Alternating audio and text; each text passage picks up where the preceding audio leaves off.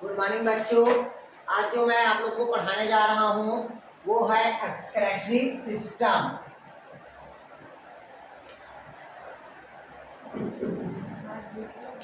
इसका मतलब समझिएगा। एक्सक्रेटरी सिस्टम मतलब होता है उत्सर्जन तंत्र। क्या होता है भाई आपका उत्सर्जन तंत्र। इसका बेसिक एग्जाम्पल समझिएगा।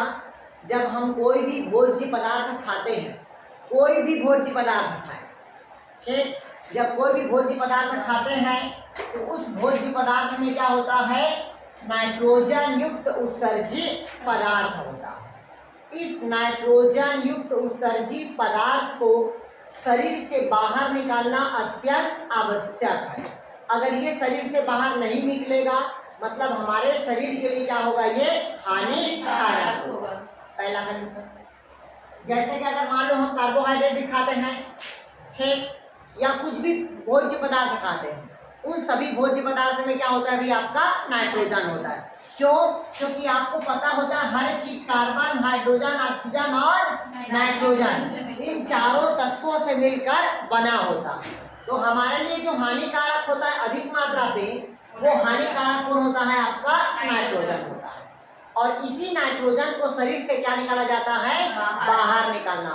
और शरीर से अपशिष्ट पदार्थ को बाहर निकालना ही क्या कहलाता है भाई, आपका उत्सर्जन कहलाता है। क्या कहलाता है भाई, उत्सर्जन। तो हम केवल शरीर से दो ही चीज को, अपशिष्ट पदार्थ को बाहर निकालते हैं। पहला, एक तो ब्लड से जो प्यूरिफाइड होगा, तो ब्लड से जो प्यूरिफाइड होगा वो कौन होता है, आपका यूरिया। ठीक, जब गैसों का ट्रांसपोर्ट होता है तो शरीर से किसको निकालते हैं, कार्बन डाइऑक्साइड को। दूसरा, जब गर्मी बहुत अधिक मात्रा पे है तो नाइट्रोजन युक्त उत्सर्जी पदार्थ को हम शरीर के छिद्र के द्वारा क्या करते हैं, बाहर निकालते हैं। इसी कारण देखिएगा जब गर्मी ज्यादा होता है तो यहाँ पर पूरा नमक जम जाता है, गौर किए। ठीक, सफेद सफेद जो जमता है कपड़े पे, वो क्या है, केवल नाइट्रोजन युक्त उत्सर्जी पदार्थ, जिसको शरीर से बाहर निकालना अत्यंत आवश्यक है। तो सभी जीवों में उत्सर्जी अंग मतलब जो आर्गन होता है वो अलग अलग होता है। सभी जीवों में जो उत्सर्जी अंग होगा वो क्या होगा, अलग अलग होगा। और हर जीव अलग अलग जो नाइट्रोजन युक्त उत्सर्जी पदार्थ होता है उसको अलग अलग फॉर्म में क्या करता है, वो बाहर निकालता है। जरूरी नहीं है कि हर जीव एक ही फॉर्म में बाहर निकाले। उस नाइट्रोजन युक्त उत्सर्जी पदार्थ को अलग अलग फॉर्म पे क्या करते हैं, उसको अलग अलग किया जाता है। जैसे कि जो उत्सर्जन का प्रोसेस होता है, जनरली जो शरीर से जो नाइट्रोजन युक्त उत्सर्जी पदार्थ है वो तीन प्रकार के निकाला जाता है। क्योंकि नाइट्रोजन जो होगा उत्सर्जी पदार्थ उसको तीन फॉर्म में, अलग अलग फॉर्म में निकाला जाता है। जिसमें से पहला होता है अमोनियो टैलिज्म। पहला क्या होता है भाई, अमोनियो टैलिज्म। मतलब ऐसा जीव जो केवल अमोनिया का उत्सर्जन करता हो, इसका वो उत्सर्जन करता हो, अमोनिया का उत्सर्जन करता हो, ऐसे जीवों को हम क्या कहते हैं, अमीनो टैलिज्म कहते हैं। किसका उत्सर्जन करता हो, कहता है भाई अमोनिया का। तो आपको पता होना चाहिए कि अमोनिया का उत्सर्जन वो जीव करता है जो अधिक मात्रा में कहाँ होता है, पानी पे होता है। क्लियर हुआ। आज सागर का पानी या समुद्र का पानी जो खारा है वो केवल अमोनिया के ही कारण है। क्योंकि समुद्र में बहाव तो है क्या, नहीं है। समुद्र केवल क्या होता है, समाहित करता है। और उसमें इतने अधिक मात्रा में जीव जंतु है, जो भी जीव जंतु जो उत्सर्जन करता है वो अमोनिया के रूप में क्या होता है, वो संग्रहित होता है। इस कारण समुद्र का पानी क्या होता है, खारा होता है। क्लियर हुआ। तो जितने भी समुद्री जीव किसका उत्सर्जन करेगा, तो पूछा, ऑक्टोपस किसका उत्सर्जन करेगा, पाइला किसका उत्सर्जन करेगा, मछली किसका उत्सर्जन करेगा। क्लियर हुआ तक के, कोई डाउट कहीं पास। मगरमच्छ किसका उत्सर्जन करेगा, क्लियर हुआ तक के। मतलब जो भी जीव जो पानी में पाया जाता है वो हमेशा किसका उत्सर्जन करेगा, तो अमोनिया का। आया समझ। दूसरा कहता है यूरियोकिटैलिज्म। क्या कहता है भाई? यूरियोकिटैलिज्म मतलब ऐसा जीव जो नाइट्रोजन युक्त उत्सर्जी पदार्थ को यूरिक एसिड के रूप में बाहर करता है। किस रूप में बाहर करता है भाई? यूरिक एसिड के रूप में बाहर करेगा। और जब यूरिक एसिड के रूप में बाहर करेगा तब ऐसे जीवों को हम क्या कहते हैं भाई? यूरियोकिटैलिज्म कहेंगे। क्या कहेंगे उसको? यूरियोकिटैलिज्म कहेंगे। क्लियर हुआ? अब जैसे मैं आपसे पूछा काकरोच, क्या पूछा भाई? काकरोच, मकड़ी, ठीक, मतलब ये सब किसका करेगा? यूरिक एसिड का। क्यों? क्योंकि जिस जगह पे मकड़ी चलेगा, काकरोच चलेगा, वहां यूरिन करेगा तो एसिड आएगा। वहां क्या रहेगा? एसिड। इसीलिए बोलते हैं, देखिएगा इसके, देखिए माउथ के पास क्या कर दिया? मकड़ी यूरिन कर दिया बोलते हैं। जब मकड़ी यूरिन कर दिया तो क्या हो गया? वहां पास जल गया है। क्यों? क्योंकि वहां पास वो किसका सिक्रेशन किया? एसिड का किया। इस कारण उसको कहते हैं यूरिक एसिड। ये माउथ के पास ही क्या होता है? के पास में कहीं बात भी चलेगा तो वो जलता ही है। क्लियर है? माउथ के पास इसलिए रहता है क्योंकि हमेशा माउथ क्या रहता है? ओपन रहता है लोगों का, ठीक, बाकी शरीर ढका हुआ रहता है, इसलिए वो मकड़ी हमेशा चेहरा के आसपास ही चलता है। क्लियर हुआ? बाकी कपड़े ढका रहता है ना भाई। क्लियर हुआ था क्या? तो देखिएगा यूरिकोकिटैलिज्म मतलब ऐसा जीव जो नाइट्रोजन युक्त उत्सर्जित पदार्थ को यूरिक एसिड के रूप में क्या करता है? बाहर करेगा, तब उसे हम क्या कहते हैं भाई? यूरियोकिटैलिज्म कहेंगे। क्लियर हुआ था क्या? क्लियर हुआ था क्या? एग्जाम्पल लिखिए इसका। क्या क्या एग्जाम्पल लिखिए भाई? घोंघा, कीट, सांप, छिपकली, पक्षी, ये सब किसका करता है? तो यूरियोकिटैलिज्म का करता है। क्लियर हुआ था क्या? जितने भी कौन से ग्रुप, इधर समझ लीजिएगा, जितने भी रेप्टाइल्स ग्रुप होगा, कौन सा ग्रुप कहता है? Reptiles group. और घोंघा में कुछ मोलस्का भी आता है। कौन ग्रुप आता है? मोलस्का। और इसी में कुछ आता है एम्फीबियंस ग्रुप। तीनों को मतलब समझिएगा पहले। इधर देखिए, पानी में जो तैरने वाला रहेगा वो अमोनिया, जो जमीन से चिपका हुआ चलेगा वो यूरियोकिटैलिज्म, और जो अपने पैर से चलेगा वो कहलाता है यूरियोकिटैलिज्म। तीसरा लिखिएगा यूरियोकिटैलिज्म। देखिए यूरियोकिटैलिज्म है, ये क्या है? यूरियोकिटैलिज्म है। और ये क्या है? यूरियोकिटैलिज्म। मतलब ऐसा जीव जो नाइट्रोजन युक्त उत्सर्जित पदार्थ को यूरिया के रूप में बाहर निकालेगा। किस रूप में बाहर निकालेगा? यूरिया के रूप में जो बाहर निकालेगा वैसा जीव क्या कहलाएगा भाई? आपका यूरियोकिटैलिज्म कहलाएगा। अब जैसे मैं आपसे पूछ दिया कंगारू, कंगारू किसका उत्सर्जन करेगा? यूरिया का करेगा। मैमल्स ग्रुप है वो। हो गया? एग्जाम्पल लिखिए। और आपको पता होना चाहिए यूरिया जो फॉर्मेशन होता है वो कहाँ होता है? शरीर पे। गुड। कहाँ होता है? लीवर पे।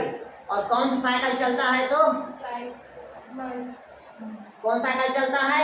आर्निक साइकिल। कितना एटीपी रिक्वायर्ड होती है? 3 एटीपी। क्लियर हुआ? एक्टिवेटर का काम कौन करता है? तो कार्बोमाइल फॉस्फेट। अभी नहीं पढ़ाया हूँ, ठीक, अभी इसी में पढ़ाएंगे।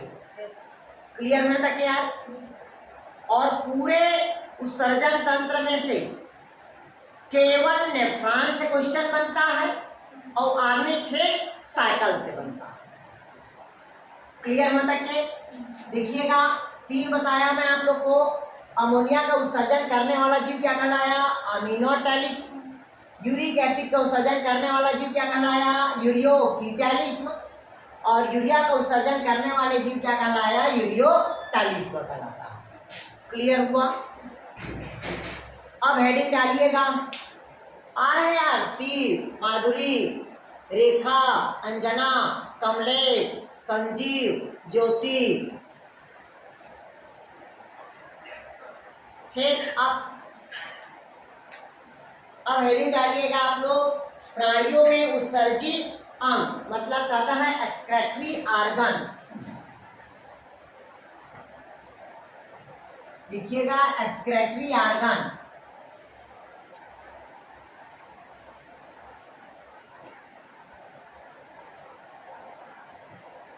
कौन सा आर्गन कहता है अभी आपका?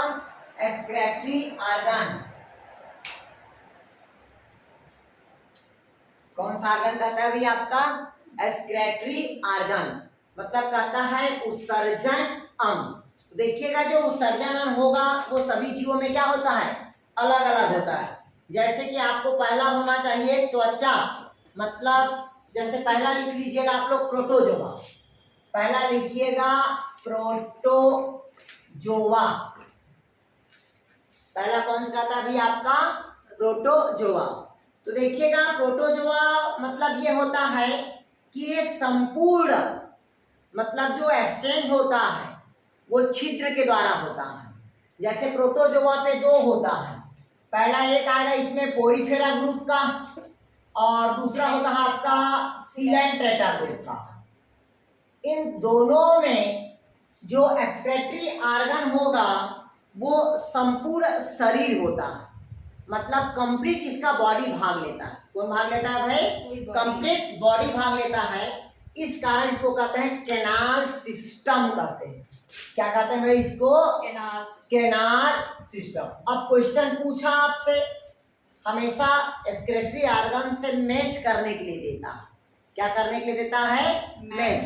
4 ऑप्शनल इधर और 4 आधा, ऐसे दोनों को एक दूसरे को मैच करने के लिए देता है हमेशा एक्सक्रेटरी आर्गन पे। तो समझिएगा प्रोटोजोअन्स, पोरीफेरा और सिलेंट्रेटा, इन दोनों पे पूरे उत्सर्जन किसके द्वारा होता है? संपूर्ण शरीर के द्वारा होता है। और जब संपूर्ण शरीर के द्वारा होगा तो उसमें एक तंत्र पाया जाता है, जिसको कौन सा तंत्र कहते हैं? कैनाल सिस्टम कहते हैं। क्लियर हुआ? दूसरा लिखिएगा आपका प्लैटीहेलमिन्थस। सेकंड लिखेंगे प्लैटीहेलमिन्थस।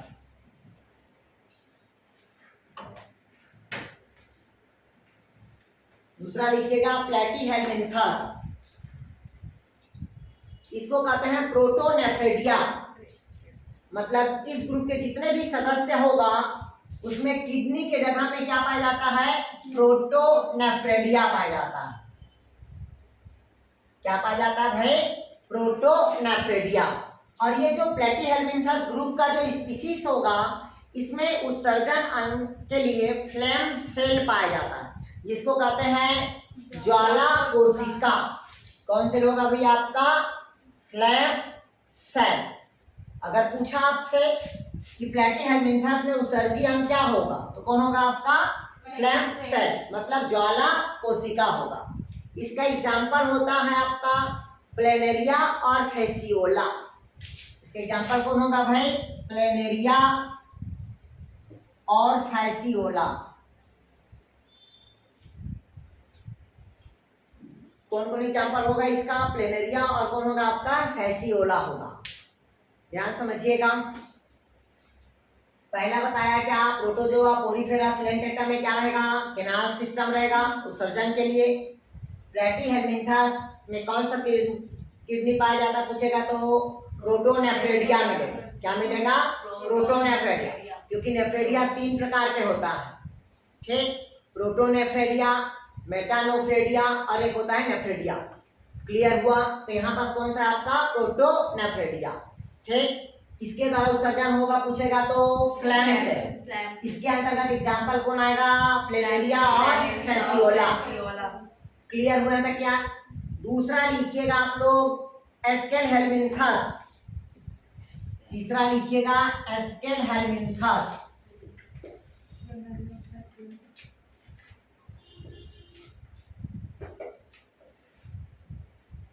एस्केलहेलमिन्थस इधर देखिएगा, ये जो एस्केल हेलमिंथस होता है, इसमें क्या होता है, जो उत्सर्जीय अंग के लिए रेनेट सेल पाया जाता है। कौन सेल मिलता है आपका?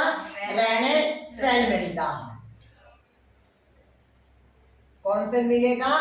रेनेट सेल मिलेगा, जिसके कारण क्या करता है, ये उत्सर्जन की क्रिया में भाग लेता है। इसके अंतर्गत अधिकतर निमेटोड्स आता है और एस्केरिस आता है। कौन आता है भी आपका?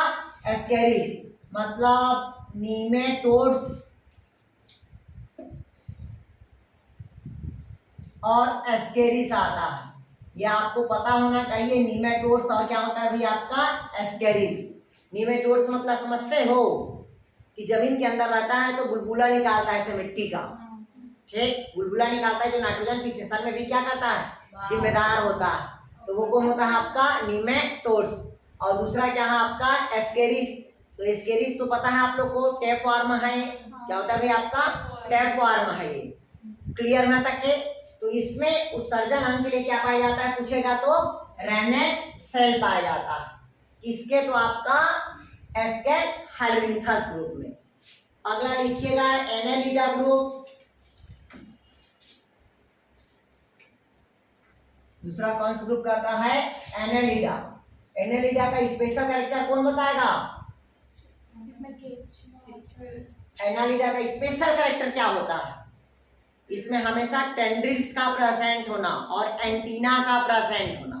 एंटीना मतलब समझते हो? जो हेड में ये देख लो इधर, हमेशा इसे क्वेश्चन पूछता है, कंफ्यूज नहीं होना है कभी कभी। सर एंटीना उसमें भी तो रहता है, ये दोनों एंटीना है, सेंसिटिव होता है। ये हमेशा एनेलिडा ग्रुप का स्पेशल कैरेक्टर होता है। किसका? एनेलिडा का, एंटीना का प्रेजेंट होना। क्लियर हुआ? तो अब कहता है जो एनेलिडा में क्या होता है, नेफ्रेडिया रहता है। क्या रहता है भी आपका? नेफ्रेडिया। तो इधर देखिएगा, अगर पूछा आपसे एनेलिडा में उत्सर्जन किसके द्वारा होगा तो नेफ्रेडिया के द्वारा।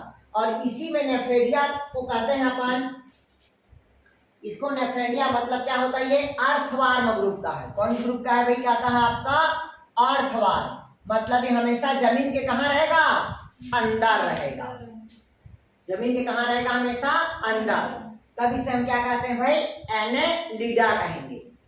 अब देखिएगा, आज जमीन में जो उर्वरा शक्ति की जो कमजोर हो रही है, वो इन सभी जीव की क्या होता है? मृत्यु के कारण उर्वरा शक्ति क्या हो रहा है? कम हो रहा है। क्योंकि हम खेत में इतने अधिक मात्रा में खाद डाल दे रहे हैं, इतने अधिक मात्रा में केमिकल्स हो जा रहा है कि ये जितने जीव जंतु है सब क्या हो गया?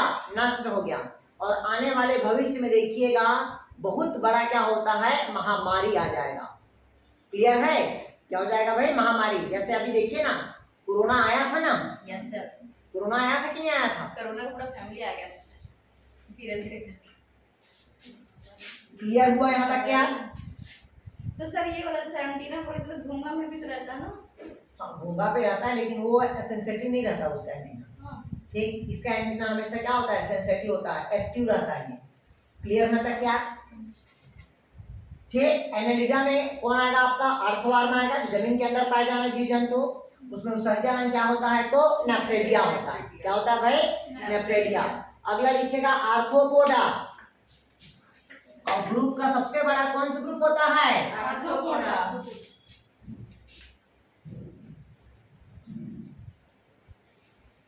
तो आर्थ्रोपोडा समझ गया होगे, मतलब आर्थ्रोपोडा मतलब समझते हो। अब हमको बताएंगे आप लोग, इसमें एंडोस्केलेटन सिस्टम मिलेगा कि एक्सोस्केलेटन सिस्टम मिलता है आर्थ्रोपोडा में?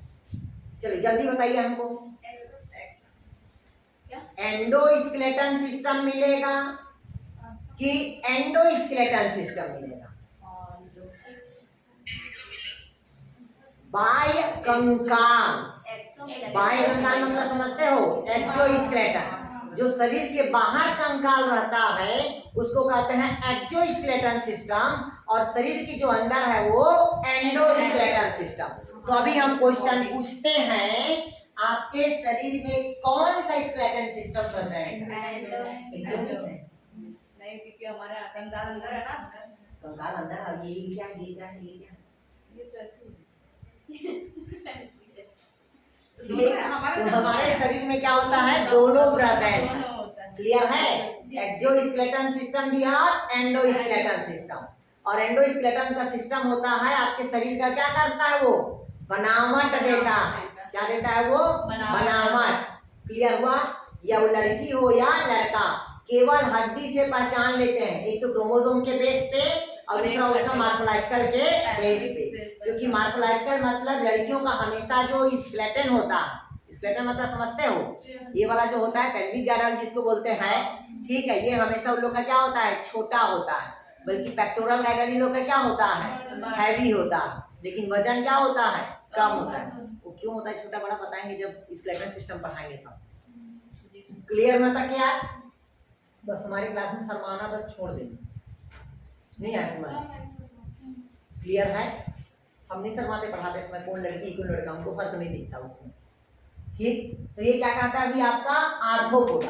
आर्थ्रोपोडा मतलब ग्रुप का सबसे बड़ा कौन सा ग्रुप होगा, तो आपका आर्थ्रोपोडा ग्रुप होगा। अब आर्थ्रोपोडा पे जो स्पेशल पाया जाता है उत्सर्जन करने के लिए, वो मेल्पिगियन सेल्स पाया जाता है। क्या पाया जाता है अभी आपका? मेल्पिगियन सेल। जैसे काकरोच को ऐसे दबाओगे तो द्रव निकलता है ना, निकलता है कि नहीं निकलता है? क्यों अंजना, माधुरी, सी, किचन मास्टर लोग तो ज्यादा जानते होंगे। क्यों अंजना, माधुरी, सी, रेखा, कमलेश, संजीव, ज्योति, अब कोई कुछ नहीं बोलेगा। तो मेल्पिगियन सेल या मेल्पिगियन ट्यूब्यूल्स के द्वारा क्या होता है भाई, उत्सर्जन करता है। लिखिएगा इसको, मेल्पिगियन ट्यूब्यूल्स बोलते हैं, ट्यूब्यूल्स। इसके द्वारा क्या करता है अभी आपका, ये उत्सर्जन करता है। कौन करता है, तो आर्थ्रोपोडा करता है। अगला देखते हैं मोलस्का। अगला हेडिंग डालिएगा मोलस्का। मोलस्का का स्पेशल कैरेक्टर क्या होगा? हाँ, घूंगा तो रहता है लेकिन इसका स्पेशल कैरेक्टर गलत। एक्सोस्केलेटन सिस्टम तो रहता ही है। क्या बोलिए यार? गुड, हीमोसिल तो प्रेजेंट है ही है। इसके अलावा और बताइए, ध्यान से सुन लो। इसका स्पेशल कैरेक्टर होता है, इसका शरीर केवल पानी का बना होता है। ठीक, कभी भी आप मोलस्का के ऊपर पे जब वो घोंगा से बाहर निकलता है, जो स्केलेटन से बाहर निकलता है, तो उसके ऊपर आप थोड़ा सा नमक डाल देना। क्या डाल देना? नमक डाल देना। मरेगा नहीं, पूरे पानी बन जाता है। क्लियर हुआ? पूरे पानी बन जाता है। ये मोलस्का का स्पेशल कैरेक्टर होता है। आया समझ? नहीं आया? एक्सोस्केलेटन सिस्टम तो है, लेकिन जैसे ही नमक डालेंगे तो पूरे घोंगा मतलब क्या हो जाता है, वो पानी बन जाता है। क्लियर हुआ? ये स्पेशल कैरेक्टर किसका? आपका मोलस्का का। और मोलस्का में जो उत्सर्जन होता है, ये बोजेनस आर्गन होता है। कौन सा आर्गन होता है भाई? बोजेनस आर्गन होता है। अगर पूछा आपसे मोलस्का में कौन सा एक्सक्रीटरी आर्गन होता है, तो बोजेनस आर्गन होता है।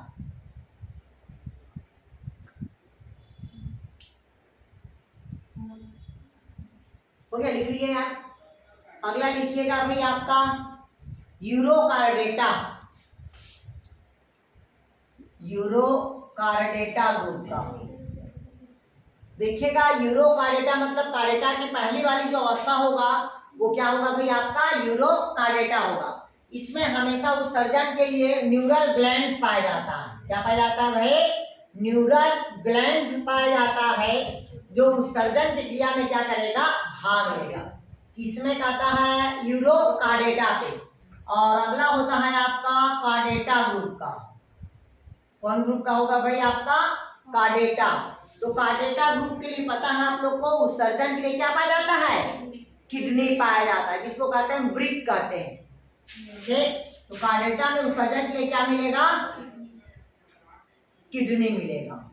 क्या मिलेगा भाई? आपका किडनी। क्लियर हुआ यहाँ तक के? तो मैं पढ़ा दिया नाइट्रोजन युक्त उत्सर्जित पदार्थ को कितने भागों में निकाल सकते हैं, कितने प्रकार से? 3। पहला अमोनिया बताया, दूसरा यूरिक एसिड बताया, तीसरा क्या बताया मैं आप लोग को, यूरिया। अगला बताया उत्सर्जी आर्गन बताया, पैरा मतलब प्रोटोजोअन्स का अलग बता दिया, प्लेटिहेल्मिन्थस का बता दिया, एस्केलेल्मिन्थस बता दिया, आर्थ्रोपोडा बता दिया, मोलस्का बता दिया, यूरोकार्डेटा बता दिया, एनालिडा बता दिया और कार्डेटा ग्रुप का बता दिया। ठीक, अब जो मैं आप लोग को जो पढ़ाने जा रहा हूँ वो एक टॉपिक है जिसको कहते हैं एक्सक्रेटरी सिस्टम इन ह्यूमन, मतलब मनुष्य में उत्सर्जन अंग। और मनुष्य का जो उत्सर्जन अंग में से जो मुख्य क्वेश्चन आता है वो नेफ्रॉन से आता। किससे आता है? नेफ्रॉन से। तो हमको उसके सिस्टम को एक बार पढ़ लेते हैं, लेकिन हमको मेन फोकस कहाँ करना है, तो नेफ्रॉन में करना। ठीक, क्लियर है तक के? तो हेडिंग डालिएगा एक्सक्रेटरी सिस्टम ऑफ मैन, लिखिएगा एक्सक्रेटरी सिस्टम ऑफ मैन। और डायग्राम बनाने के लिए ज्यादा टाइम का उपयोग ना करें तो अच्छा रहता है। हमेशा डायग्राम घड़ी देख के, दुनिया का कोई भी डायग्राम हो, अगर ह्यूमन से संबंधित डायग्राम है 1 मिनट के पहले आपका डायग्राम बन जाना चाहिए, तभी आप लोग बायो के स्टूडेंट हो, अगर नहीं है तो नहीं हो। क्लियर है? डायग्राम में कोई टाइम पास नहीं करते हैं, 1 मिनट से भी ज्यादा टाइम नहीं लगना चाहिए, कोई भी डायग्राम आप बनाओ।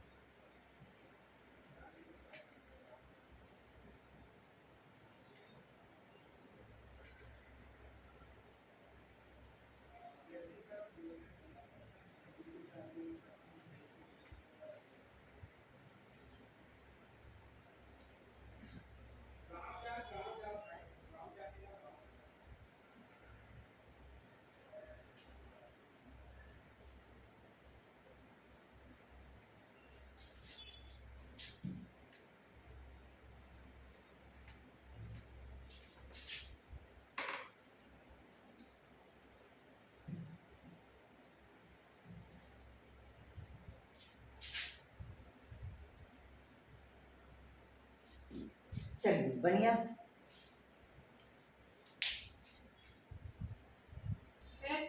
चलिए इधर देखिएगा, ये कहता है मनुष्य का क्या कहता है भाई, आपका उत्सर्जन अंग।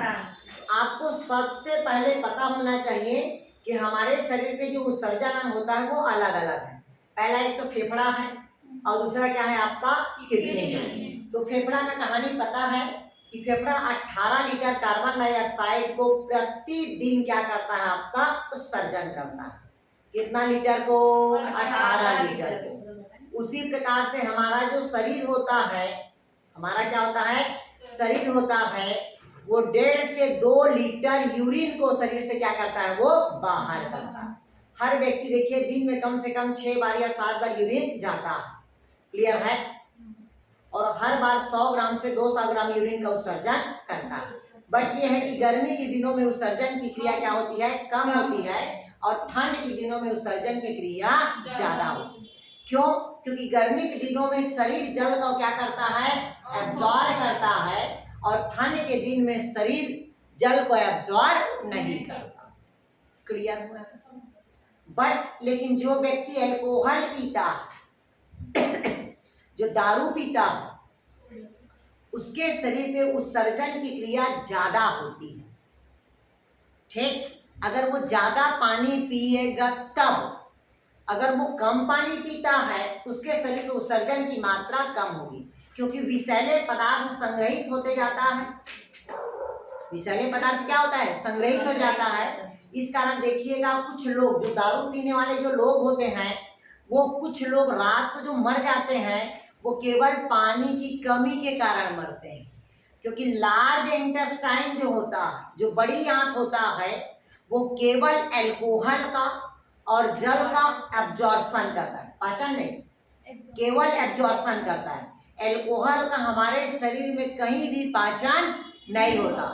ज्यादा है तो आप थोड़ा सा रम लेके आ जाओ और नीतू के हाथ में या इसके हाथ में ऐसे टपका दो, 1 बूंद 2 बूंद, तो इसका जो प्रोटोप्लाज्म जो साइटोप्लाज्म होगा उसको धीरे धीरे क्या करेगा? वो एब्जॉर्ब करेगा। ठीक, तो अल्कोहल को हमेशा क्या करता है? एब्जॉर्ब करता है। इसी कारण एक बार जो व्यक्ति दारू पीना सीख गया है, एक बार जो व्यक्ति दारू पीना सीख गया है उसको बार बार वो मांगता है। बहुत कम ही लोग हैं जो रेयर में छोड़ पाते हैं। ठीक, क्लियर हुआ? बहुत कम लोग हैं।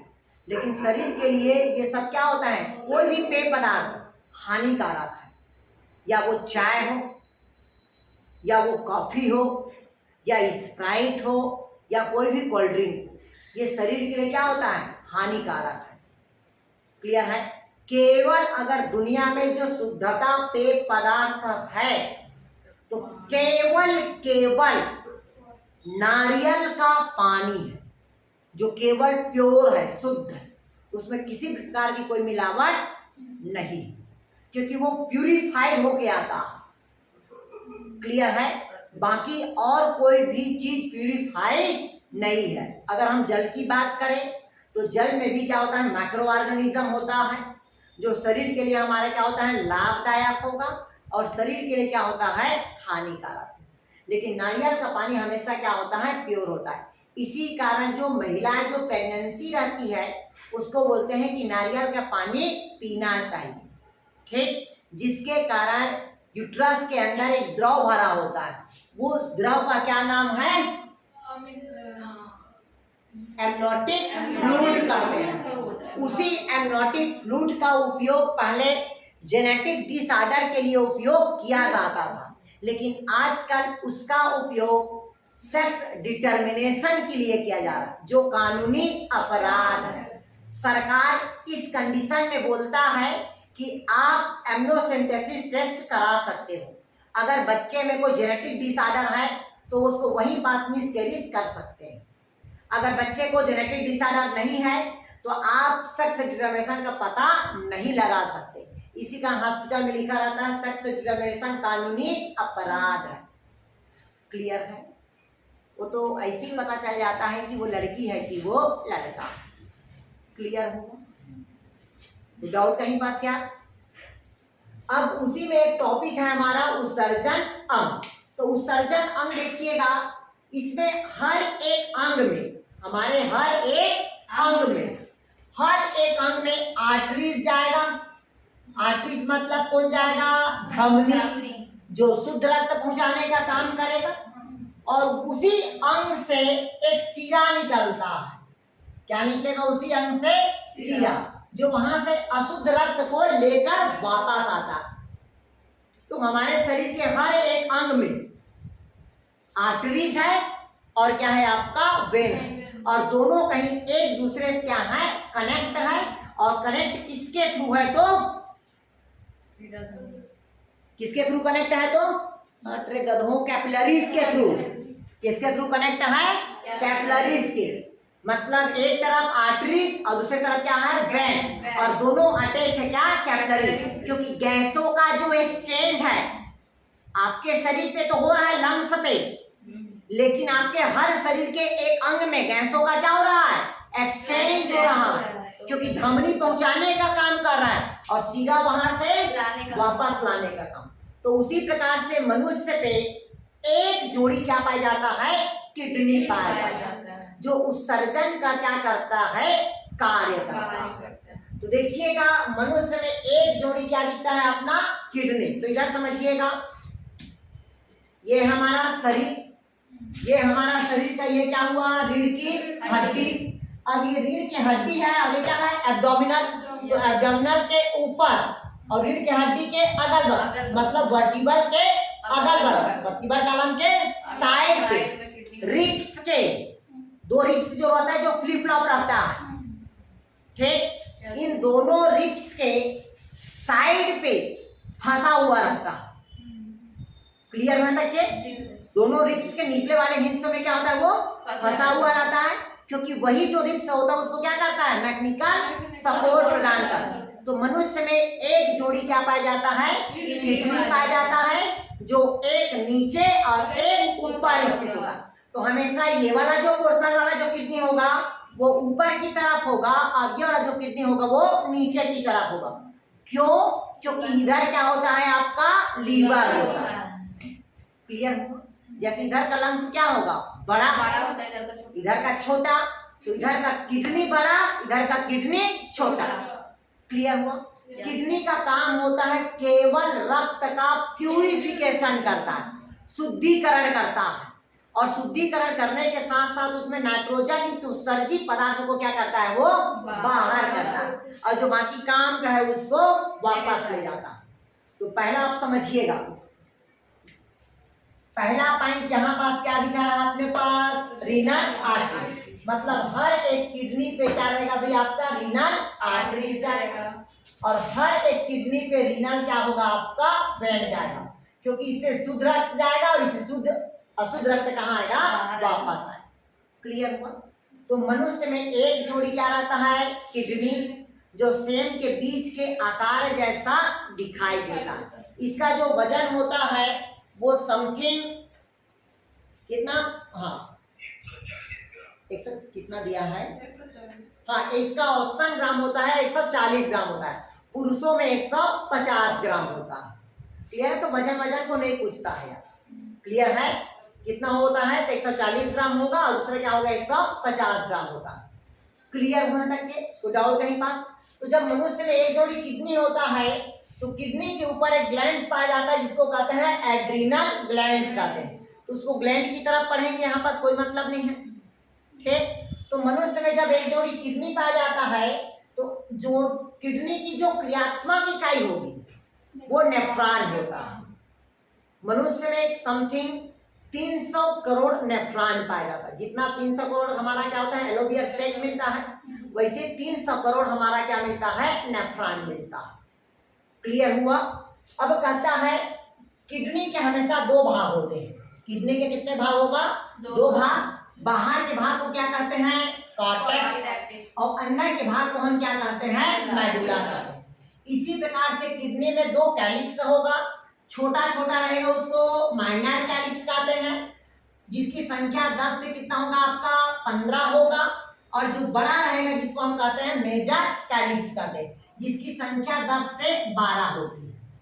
इसके अलावा इसमें पिरामिड्स पाया जाता है। क्या पाया जाता है इसमें, पिरामिड, उसकी संख्या 12 होती है। पिरामिड की संख्या क्या होगी, 12, क्योंकि पिरामिड में ही छन्ने का काम होता है।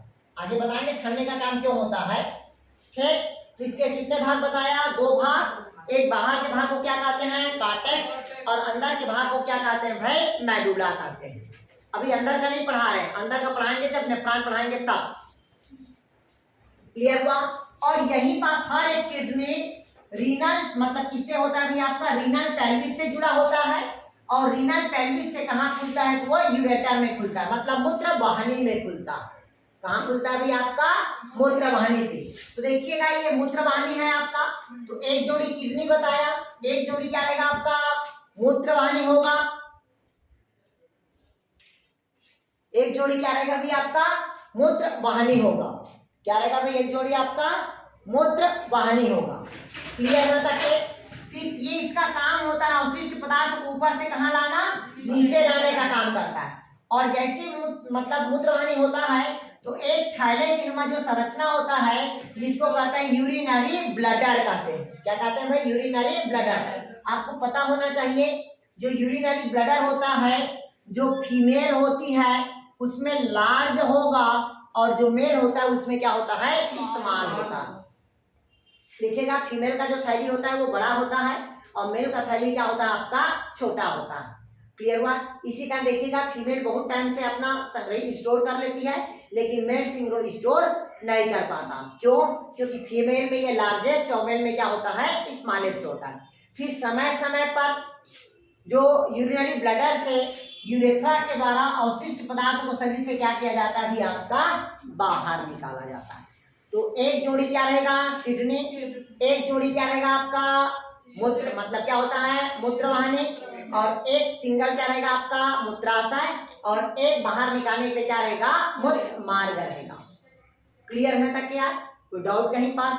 सर ये रीनल पेल्विस। हाँ, रीनल पेल्विस मतलब ये होता है कि यहाँ से जो ऐसे आता है ये वाला पोर्शन, ये रीनल पेल्विस कहलाता है और इसी से जो अटैच रहता है वो कहलाता है आपका यूरेटर कहलाता है, जिसको कहते हैं मूत्राशय।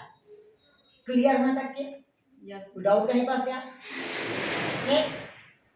आ गया समझ? अब जो इसमें से मेन जो अपने को पढ़ना है, जहां से क्वेश्चन बनता है, वो है आपका नेफ्रॉन की संरचना, जहां क्वेश्चन बनता है। तो अब हेडिंग डालिएगा आप लोग, नेफ्रॉन की संरचना।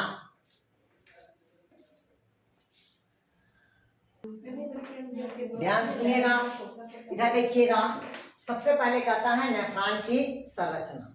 आपको पता होना चाहिए किडनी की जो क्रियात्मक इकाई होता है वो नेफ्रॉन होता है। किडनी की क्रियात्मक इकाई कौन होता है भाई? नेफ्रॉन होता है। ठीक, नेफ्रॉन की संख्या मैं बता दिया था, समथिंग कितना होता है, 300 करोड़ होता है। जो मनुष्य में क्या पाया जाता है भाई आपका नेफ्रॉन, और नेफ्रॉन का ही काम होता है ब्लड को क्या करना, प्यूरिफिकेशन करना, शुद्धता करने का काम करता है। तो इधर देखिएगा, तो जब हम इसकी सेक्शन देखते हैं, आंतरिक संरचना देखते हैं नेफ्रॉन की, तो नेफ्रॉन का हमको इस प्रकार की संरचना क्या होता है, दिखाई देता है। जब इस प्रकार की हमको संरचना दिखाई देता है किसकी, नेफ्रॉन की, तो नेफ्रॉन का देखिएगा पर्टिकुलर एक एक पार्ट्स का नाम देते चले जाएंगे, फिर आपको आसानी होगा। सबसे पहले कहता है नेफ्रॉन का एक सिरा प्याले के आकार का दिखाई देता। तो नेफ्रॉन का एक सिरा किसके आकार का दिखाई दिया, प्याले के आकार का दिखाई दिया। तो नेफ्रॉन का जब एक सिरा प्याले के आकार का दिखाई देगा, इसको कहते हैं बोमन कैप्सूल कहा जाता है। क्या कहा जाता है भाई? बोमन कैप्सूल कहा जाता है। क्लियर हुआ तक के? नेफ्रॉन का एक सिरा कैसे समान दिखाई देगा, प्याले के समान संरचना दिखाई देगा, जिसे हम क्या कहते हैं, बोमन कैप्सूल कहते हैं। और इस बोमन कैप्सूल के अंदर पे ही ग्लैमुरुलस भरा होता है, जिसको कहते हैं कोशिका गुच्छ बोलते हैं। क्या बोलते हैं उसको? ग्लैमुरुलस या कोशिका गुच्छ कहते हैं। इधर देखिएगा, अब इसके अंदर क्या भरा रहता है, आपका ग्लैमुरुलस रहता है, कोशिका गुच्छ कहते हैं। अब इधर एफिलिएंट आर्टरी से रक्त आता है। किससे रक्त आता है? एफिलिएंट आर्टरी से, मतलब अपवाही धमनी से आता है। किससे आता है भाई? अपवाही धमनी से आता है।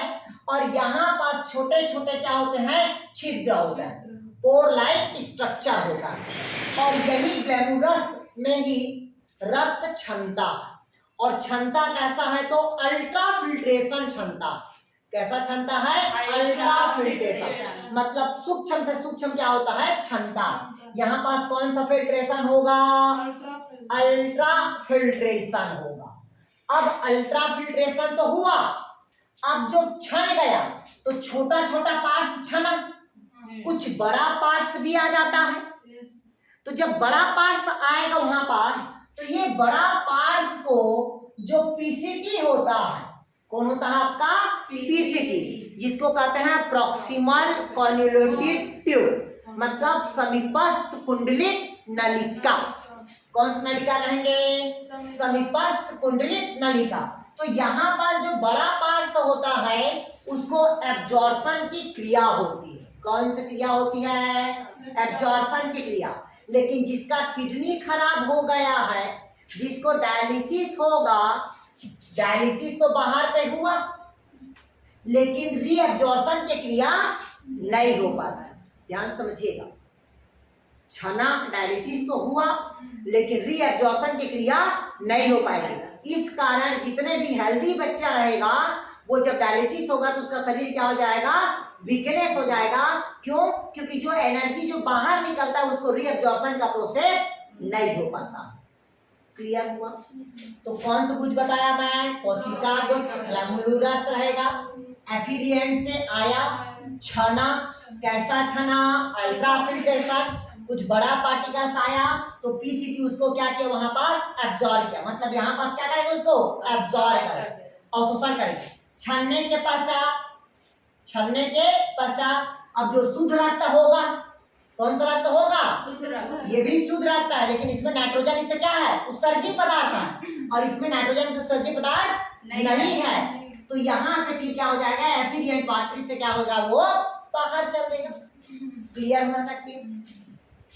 दूसरा कहता है अब यहाँ पर जो अल्ट्राफिल्ट्रेशन हुआ, ठीक, तो यहाँ पर जो सॉल्यूशन होगा वो आइसोटोनिक सॉल्यूशन होगा। कैसा होगा? आइसोटोनिक। आइसोटोनिक मतलब समझते हो, सम आयन होगा। तो यहाँ पास अल्ट्राफिल्ट्रेशन हुआ और क्या होगा भाई, आइसोटोनिक सॉल्यूशन होगा, सम आयन विलयन होगा। क्लियर हुआ तक के? कोई डाउट कहीं पास है? अब दूसरा पार्ट्स आता है यहाँ पास, बोमन कैप्सूल के पार्ट जो ऐसे दिखाई दे रहा है, ये पार्ट्स कहलाता है पीसीटी कहलाता है। पीसीटी मतलब होता है प्रॉक्सिमल कॉन्जुलेटेड ट्यूब बोलते हैं जिसको हिंदी में कहते हैं समीपस्थ कुंडलित नलिका बोलेंगे। क्या करेंगे भाई इसको? समीपस्थ कुंडलित नलिका। अब बोमन कैप्सूल के नजदीक है, इस कारण इसको क्या कहते हैं, समीपस्थ कुंडलित नलिका कहते हैं। अभी मैं वो चीज नहीं बता रहा हूँ कि पीसीटी के पास किसका अब्जॉर्प्शन होता है, ठीक, उसको एक चार्ट बता दूंगा, वहां से क्वेश्चन पूछता है, ठीक। तो ये पीसीटी बोमन कैप्सूल के नजदीक है, मतलब क्या कहलाएगा वो, पीसीटी। अब एक नली के समान ऐसे आया और दूसरा एक नली होता है जिसको हम क्या कहते हैं, डीसीटी कहते हैं, जिसको कहते हैं डिस्टल कॉन्जुलेटेड ट्यूब, मतलब बोमन कैप्सूल के दूर है, इस कारण इसको क्या कहेंगे, दूरस्थ कुंडलित नलिका बोलते हैं।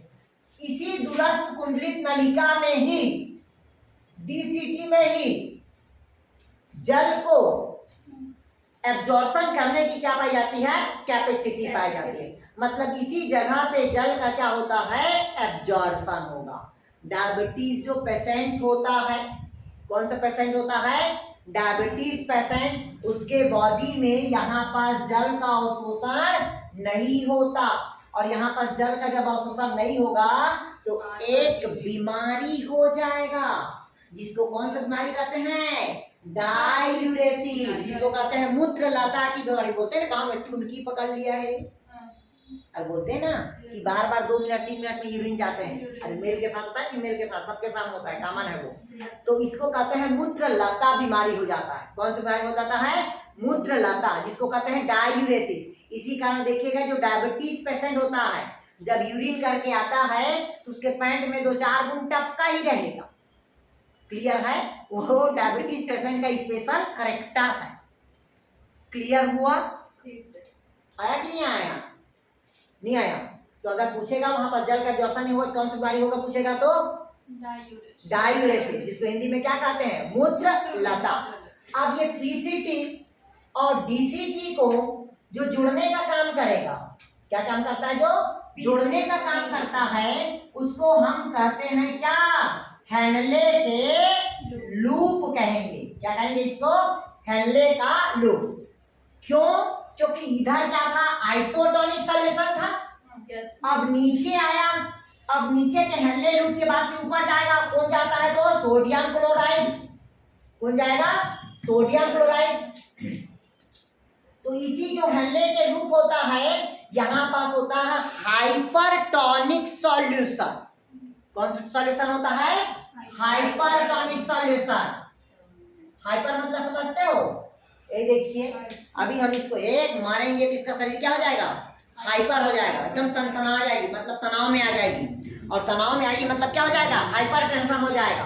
तो यहाँ पास कौन सा प्रेशर रहेगा, हाइपरटोनिक सॉल्यूशन होगा।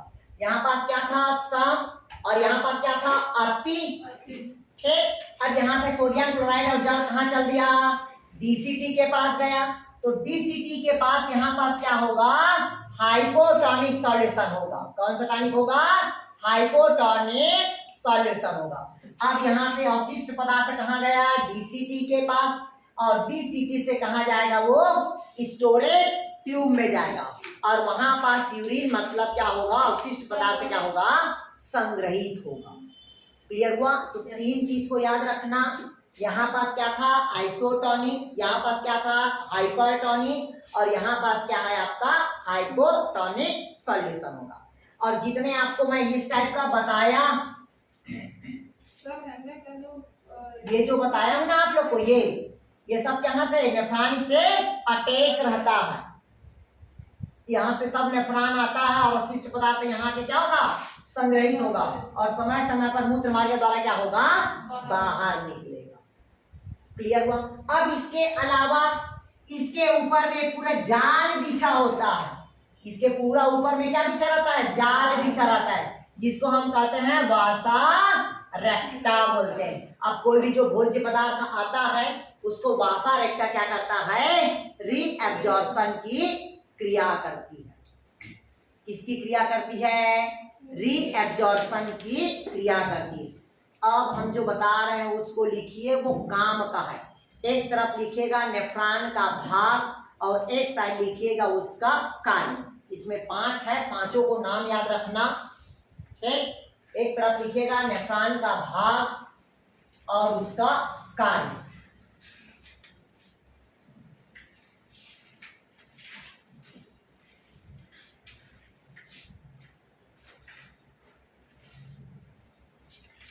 हम लगते हैं बॉटनी वाले टीचर की जुलाई वाली, दोनों टीचर परफेक्ट मायने में आप टीचर, पता नहीं चलता होगा कि बॉटनी वाले की जुलाई।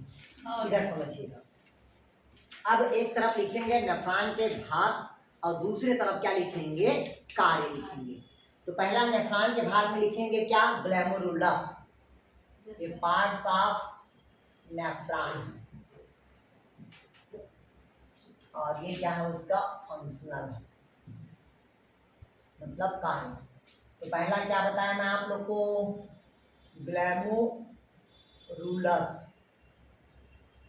यहाँ पास होता है परानिस्यंदन, परानिस्यंदन मतलब अल्ट्रा फिल्ट्रेशन।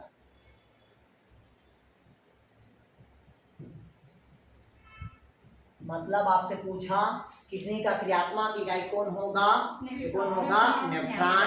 और नेफ्रॉन का एक सिरा पहले का आकार होता है जिसे क्या कहते हैं, गोमन कैप्सूल, उसी को कहते हैं संपुट कोशिका। ठीक, और उसके अंदर क्या भरा रहता है पूछेगा तो, ग्लैमरुलस, और वही ग्लैमरुलस में क्या होगा, रक्त का तो फिल्टर होगा। किस प्रकार के फिल्टर हुआ, तो अल्ट्रा फिल्ट्रेशन। क्लियर हुआ। सर एवरेज का फॉर्म क्या है, मतलब पीसीटी और डीसीटी को जोड़ने वाला है। सर नेफ्रॉन 10 लाख पाया जाता है क्या, 3 करोड़ दिखाया है, लेकिन यहाँ पर मतलब पहले पर 10 लाख, इसमें 10 लाख दिखाया है, लेकिन जनरली 3 करोड़ के आसपास रहता है। जितना एलोबियर सेक होता है ना, उतना ही नेफ्रॉन की संख्या भी होती है। ठीक, तो ग्लैमरुलस हुआ, क्या काम करता है, तो अल्ट्राफिल्ट्रेशन। दूसरा लिखिएगा आप समीपस्थ नलिका। समीपस्थ नलिका मतलब समझते हो, पीसीटी। पीसीटी मतलब होता है प्रॉक्सिमल कन्वोल्यूटिव ट्यूब। इसका काम होता है एक्टिव एब्जॉर्प्शन, मतलब एक्टिव ट्रांसपोर्ट का काम करता है। इसका काम करता है भाई, ये एक्टिव ट्रांसपोर्ट का काम करता है, और एक्टिव ट्रांसपोर्ट के साथ साथ रीएब्जॉर्प्शन करता है। आप लोग को बताया हूं ना मैं आप लोग को, क्या काम करता है, तो रीएब्जॉर्प्शन काम करता है। लेकिन जो डायलिसिस पेशेंट होगा उसमें रीएब्जॉर्प्शन नहीं होगा।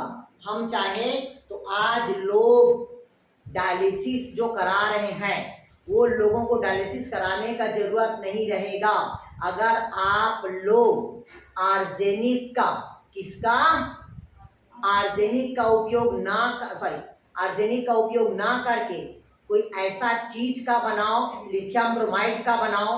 लिथियम ब्रोमाइड का ऐसा मशीन फिट करो कि यहाँ पास मनुष्य के एक्सटर्नल क्या कर दिए, फिट कर दिया जाए, और आर्टरीज ऑर्गन से क्या कर दिया जाए, अटैच कर दिया जाए, और उसको 4 घंटा लेटने की जरूरत नहीं है, वो चलते फिरते उसका डायलिसिस होता रहे। ऐसा कुछ तरीका अपनाओ भाई। जो डायलिसिस का प्रोसेस जो बाहर हो रहा है, हॉस्पिटल पे हो रहा है, उसी का छोटा मिनिमाइज ऐसा मशीन बना दिया जाए और शरीर के किसी पार्ट में उसको अटैच कर दिया जाए बाहर से, और आर्टरीज ऑर्गन को वहां से जोड़ दिया जाए ताकि वो राह चलते हुए उसका डायलिसिस होता रहे। और ऐसा कुछ टेक्निक खोजो जिसमें रीअब्जॉर्प्शन की प्रोसेस हो सके, तो शायद वो इंसान सर्वाइव लंबे समय से कर लेगा।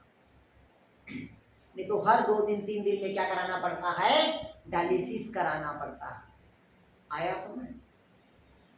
नहीं आया समझ? आप कुछ करिए सर। हम काम तो बाल बच्चे बीवी में खुश हो गए हैं तो कहाँ से खोजे। ठीक, इधर देखिए पहला क्या होता है भाई, पार्ट ऑफ नेफ्रॉन। मतलब पहला क्या बताया, ग्लैमरुलस, क्या बताया, अल्ट्राफिल्ट्रेशन, दूसरा क्या बताया, पीसीटी। पीसीटी का क्या काम करता है, एक्टिव ट्रांसपोर्ट करता है, मतलब सक्रिय रूप से आवागमन करेगा, और सक्रिय रूप से आवागमन करने के साथ साथ वो क्या करता है, रीअब्जॉर्प्शन काम करता है। क्यों? क्योंकि बड़ा पार्टिकल्स को क्या करेगा, वो एब्जॉर्ब करेगा, क्योंकि वहां पास छोटे छोटे छिद्र होते हैं। कौन सा छिद्र होता है, छोटा छोटा छिद्र। घर में दरवाजा है, कभी जमीन में सोए हो, जब दरवाजा खुला रहता है तो कौन सा हवा आता है, ठंडा हवा आएगा। दरवाजा खुला है कौन सा हवा आएगा, और मेरे को लगा नीचे से बोल रहे हो, कौन सा हवा आएगा, गर्म हवा आएगा। दरवाजा बंद है, हल्का से छेद है, तो तो सुरसुर हवा आता है, और जब सुरसुर हवा आता है तब वहाँ पास कौन सी हवा आती है, ठंडी हवा आती है। तो उसी प्रकार से वहाँ पास छोटे छोटे क्या होते हैं, पोर्स होते हैं। देखो ना, गर्म आया, ठंडा आया, नहीं आया समझ? समझ गया सर, समझ गया। ठीक, तो वैसे ही वहां पास क्या होता है, छोटे छोटे पोर्स रहते हैं। क्लियर होता है क्या? तो जो छोटे पार्टिकल्स होता है वो छन जाता है, और जो बड़ा पार्टिकल्स वो कहाँ चला जाता है, वापस। और कुछ गलती से बड़ा पार्टिकल्स आ गया तो उसको क्या करता है, ये पीसीटी रीअब्जॉर्प्शन की क्रिया करती है। दूसरा लिखिएगा हेलेलू।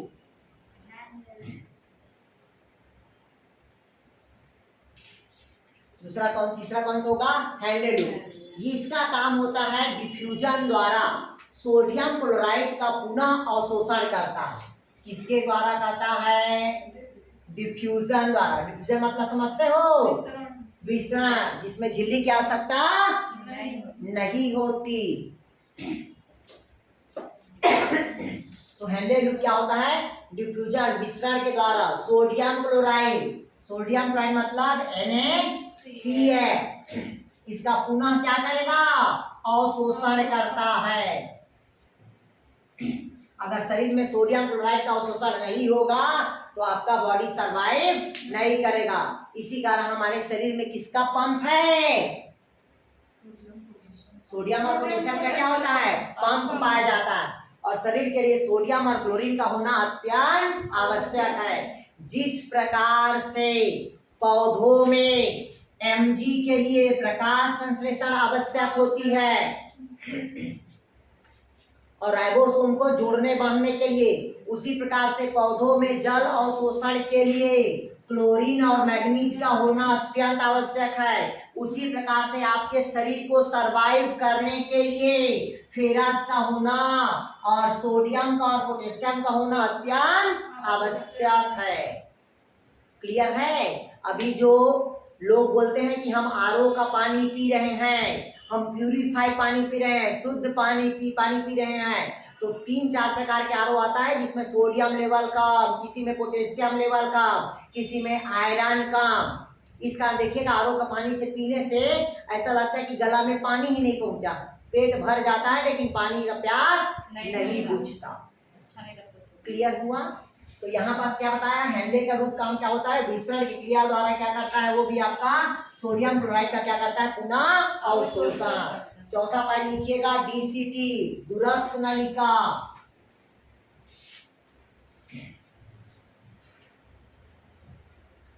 दूरस्थ नलिका में लिखिएगा DCT पे लिखिएगा सोडियम एवं जल का पुनः अवशोषण करता है। किसका करता है भी आपका?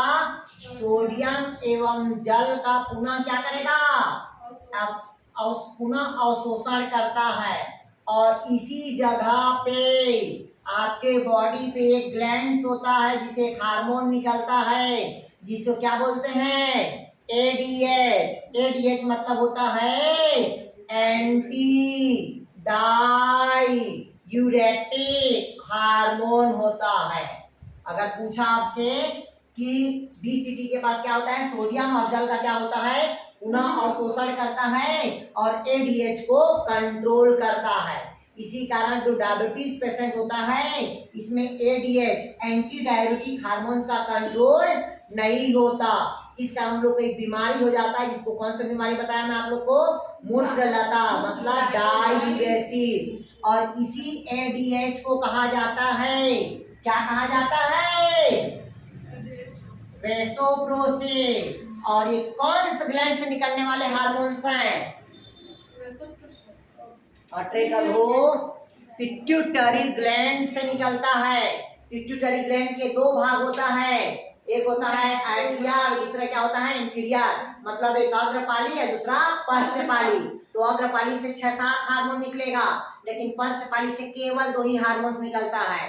पहला है वेसोप्रोसिन और दूसरा क्या है? तो ऑक्सीटोसिन, जो केवल प्रेगनेंसी के दौरान उसका स्राव तो होता है, वो संकुचन और शीतलन की क्रिया में क्या करता है? भाग लेता है। ठीक। और रिप्रोडक्टिव ऑर्गन्स को भी साइज को इंक्रीज करता है और डिक्रीज करता है। वो कौन जिम्मेदार होता है? तो ऑक्सीटोसिन। और रिलैक्सिंग हार्मोन्स केवल जब बच्चा पैदा होता है उस समय वो हार्मोन का सिक्रेशन होता है। इसीलिए बोलते हैं ना, जो उस समय काम आया वो अभी काम आता है क्या? तो रिलैक्सिन हार्मोन उस दौरान निकलता है जब महिलाएं प्रेग्नेंट रहती है, तो रिलैक्सिन हार्मोन का स्राव ज्यादा हो जाता है तो मिसकैरेज हो जाता है, मार्ग चिकना हो जाता है। ठीक। सर्विक्स साइज बढ़ जाता है। ठीक। पहले के लोग जब प्रेग्नेंट थे तो बैठ के पोछा लगाते थे। क्यों? क्योंकि सर्विक्स उससे क्या करता था? फैलता था, और फैलता था तो बच्चा आसानी से क्या होता था? बाहर आता था। लेकिन अब डॉक्टर बोलता है कि नहीं, बैठ का आप वो नहीं करना है, अब खड़ा होके ही पोछा लगाओ। तो खड़ा होके पोछा लगाओगे तो सर्विक्स फैलेगा क्या? नहीं फैलेगा। तो डॉक्टर अपना प्रॉफिट के लिए क्या करेगा? चीरा लगा देगा और बच्चा को बाहर निकाल देगा। तो जितना ज्यादा सर्विक्स फैलेगा उतना आसानी से बच्चा बाहर आएगा। तो इसके लिए जिम्मेदार होता है रिलैक्सिन हार्मोन। और स्टमक जो यूट्रस को जो संकुचन शीतलन में काम करता है, और जो वेजाइना को वो केवल कौन सा हार्मोन होता है? तो ऑक्सीटोसिन। आजकल लेकिन मिल्क उत्पादन के लिए ऑक्सीटोसिन हार्मोन्स का उपयोग कर रहे हैं। इतने जितने भी जानवर हैं सबको किसका इंजेक्शन दे रहे हैं? ऑक्सीटोसिन का, जिसके कारण ब्रेस्ट साइज क्या हो रहा है? इंक्रीज हो रहा है। क्लियर है? देखिएगा, जितने भी जो ब्रेस्ट साइज इंक्रीज होता है वो केवल ऑक्सीटोसिन हार्मोन्स के कारण होता है।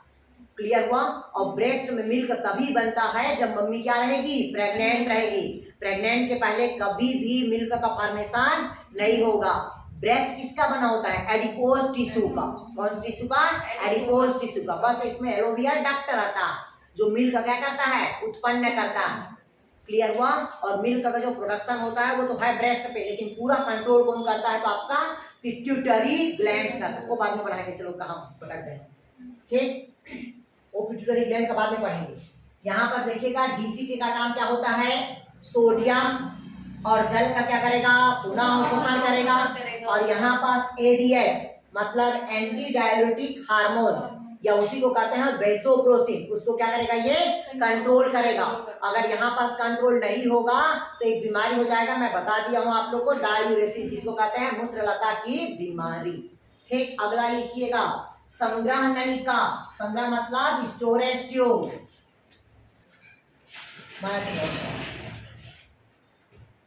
अगला क्या होता है भाई? Storage tube. कौन सा ट्यूब कहता है भाई? आपका स्टोरेज ट्यूब। स्टोरेज ट्यूब मतलब होता है संग्रह नलिका। तो लिखिएगा इस जगह पे पोटेशियम, हाइड्रोजन और अमोनियम आयन का अवशोषण होगा। किसका कहता है भाई? आपका पोटेशियम का, हाइड्रोजन का, और किसका होगा भाई? आपका अमोनियम का। इन सभी का क्या होगा, अवशोषण होगा। इन सभी का क्या होगा, अवशोषण होगा। और क्या होगा, सिक्रेशन होगा। सिक्रेशन मतलब क्या होता है, स्त्रावन होगा।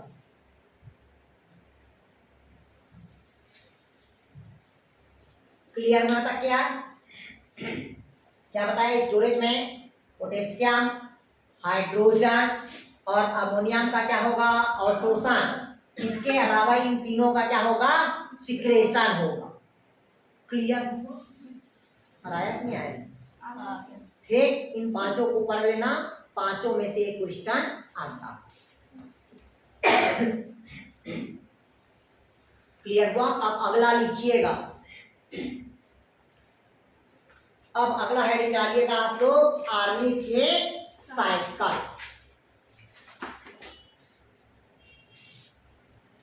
अच्छे से पढ़िए, ध्यान से समझिएगा।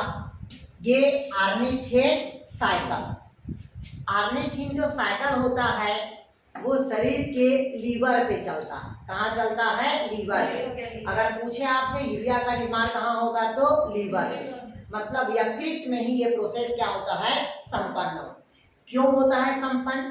क्योंकि शरीर पे यकृत में सबसे अधिक मात्रा में क्या पाया जाता है, माइटोकॉन्ड्रिया पाया जाता है, जिसकी संख्या कितना होती है, तो 1600 होगी।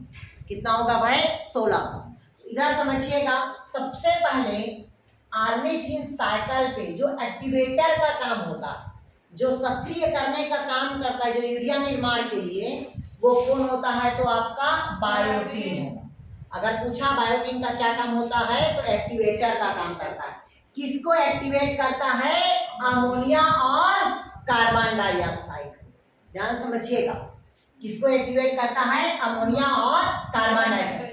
जैसे अमोनिया और कार्बन डाइऑक्साइड आता है तो कितना एटीपी का उपयोग करता है, 2 एटीपी का उपयोग करेगा। कितना एटीपी बाहर निकालेगा, 2 एटीपी बाहर निकालेगा और क्या बनाएगा, कार्बोमाइल फास्फेट बनाएगा। क्या बना भाई, कार्बोमाइल फास्फेट। 3 ATP। अच्छा लास्ट में होगा। ठीक, पहले सुन लो फिर क्वेश्चन। तो यहाँ पास बायोटीन एक्टिवेटर का काम किया, कितना एटीपी खाया, 2 एटीपी। कितना एटीपी बाहर निकाला, 2 एटीपी। बनाया क्या, कार्बोमाइल फास्फेट। जैसे कार्बोमाइल फास्फेट बनता है तो कार्बोमाइल फास्फेट से क्या बनेगा, वो ऑर्निथेन बनेगा। क्या बनेगा, ऑर्निथेन। पुनः ऑर्निथेन से क्या बनेगा, आपका साइट्रोलिन बनेगा। क्या बनेगा, साइट्रोलिन। जैसे साइट्रोलिन बना, वहां पास अब 1 एटीपी लेगा। कितना एटीपी लेगा, 1 एटीपी। और बनाएगा क्या, आर्जिनोसक्सेनिक एसिड। और क्या बाहर निकालेगा, एटीपी। तो 3 एटीपी हुआ है,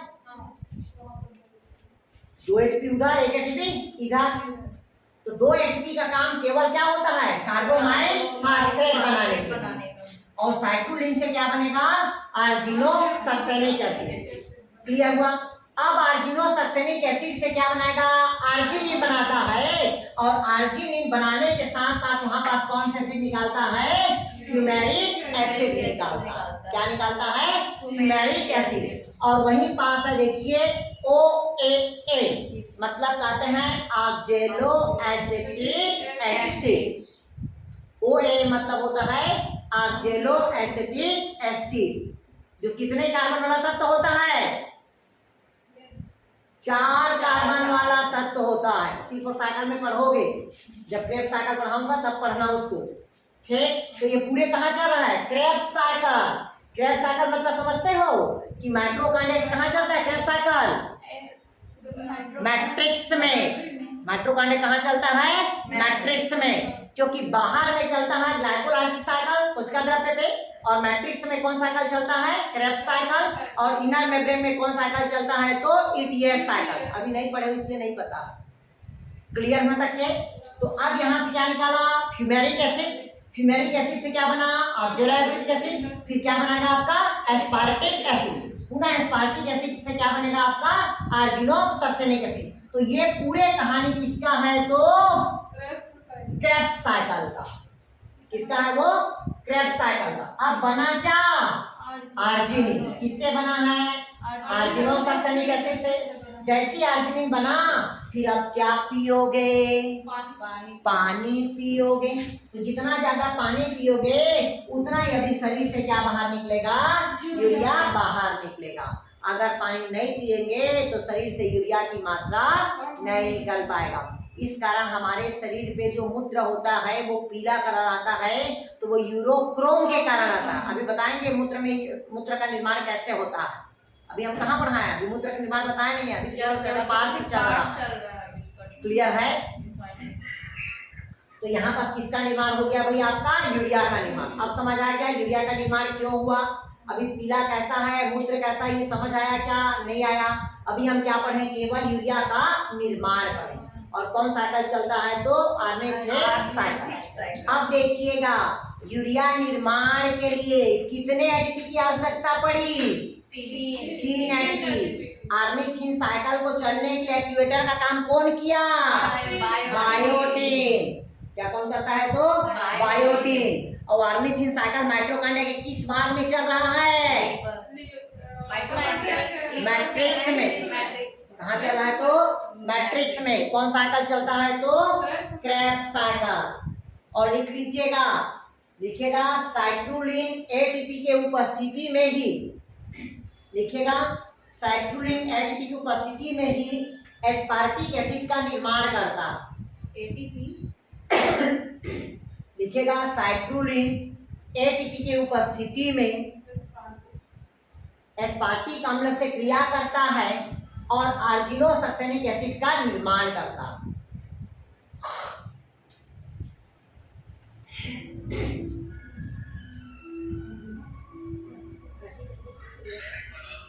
लिखिएगा साइट्रुलिन एटीपी की उपस्थिति में, एटीपी के उपस्थिति में एस्पार्टिक एसिड से क्या करता है?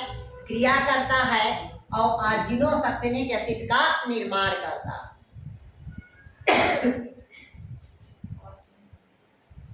लिखे रे? नहीं लिखे? साइट्रुलिन एटीपी की उपस्थिति में एस्पार्टिक एसिड से क्या करता है? क्रिया करता है और किसका निर्माण करता है? आर्जिनोसक्सेनिक एसिड का निर्माण करता।